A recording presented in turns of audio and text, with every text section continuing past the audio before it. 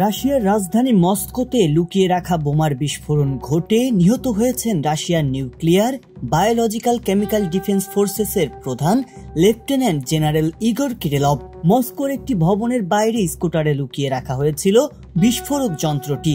এ ঘটনায় একই সঙ্গে জেনারেল ইগর কিরিলভের এক সহকর্মীও মারা গেছেন। মঙ্গলবার 17 ডিসেম্বর রাশিয়ার তদন্ত কমিটির বরাতে পৃথক প্রতিবেদনে এই তথ্য জানিয়েছে কাতার ভিত্তিক সংবাদ মাধ্যম আল জাজিরা। তদন্ত কমিটি বলছে, সকালে রিয়াজানস্কি অ্যাভিনিউতে আবাসিক ভবনের গেটের কাছে একটি স্কুটার অবস্থান করছিল। সেই স্কুটারে লাগানো বিস্ফোরক যন্ত্রটি হঠাৎ করে বিস্ফোরিত হয়। বিস্ফোরণে ভবনের কয়েকটি জানালা ভেঙে যায়, সদর দরজাও মারাত্মকভাবে ক্ষতিগ্রস্ত হয়। বিবিসির তথ্য মতে, কিরিলভ যখন তার বাসভবন ত্যাগ করছিলেন তখনই স্কুটারে লুকানো বোমার বিস্ফোরণ ঘটানো হয়।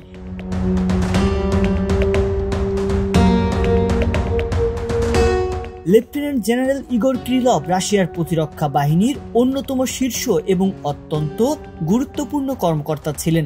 2014 সাল থেকে 17 সাল পর্যন্ত দেশটির সবচেয়ে অভিজাত সামরিক প্রশিক্ষণ কেন্দ্র RCHBজের অধ্যক্ষ ছিলেন তিনি। এরপর প্রতিরক্ষা বাহিনীর অ্যান্টি টেরোরিজম ইউনিটের প্রধান হন। এই ইউনিটের প্রধান হিসেবে দেশের অভ্যন্তরে ও বাইরে গুরুত্বপূর্ণ ভূমিকা রেখেছিলেন তিনি।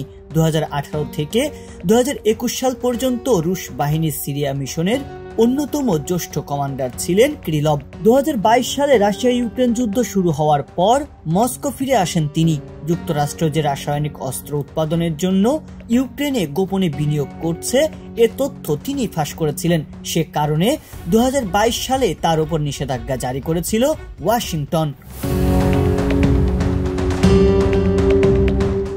এদিকে লেফটেন্যান্ট জেনারেল কিরিলভের নিহতের ঘটনায় দায় স্বীকার করেছে ইউক্রেনের রাষ্ট্রীয় গোয়েন্দা সংস্থা the security service of Ukraine.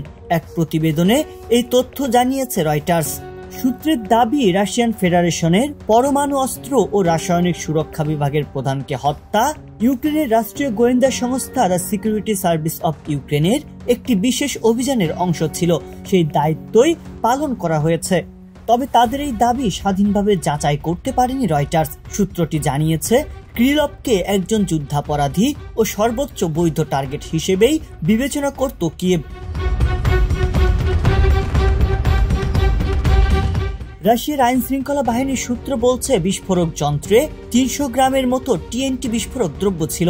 দেশটির একটি টেলিগ্রাম চ্যানেলে প্রকাশিত ছবিতে দেখা গেছে একটি ভবনের প্রবেশ মুখ পুরোপুরি বিধ্বস্ত হয়ে গেছে এবং এর পাশেই রক্তমাখা তুষারের কাছে দুটি মরদেহ পড়ে আছে।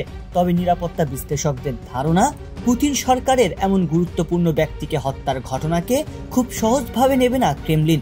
আশঙ্কা রয়েছে রাশিয়া ইউক্রেন যুদ্ধে নতুন ধারা তৈরি হওয়ার। সংবাদ, ফিচার ও অনুষ্ঠানের জন্য ভিজিট করুন সংবাদ প্রকাশের ওয়েবসাইট এবং যুক্ত থাকুন ফেসবুক পেজ ও ইউটিউব চ্যানেলের সঙ্গে।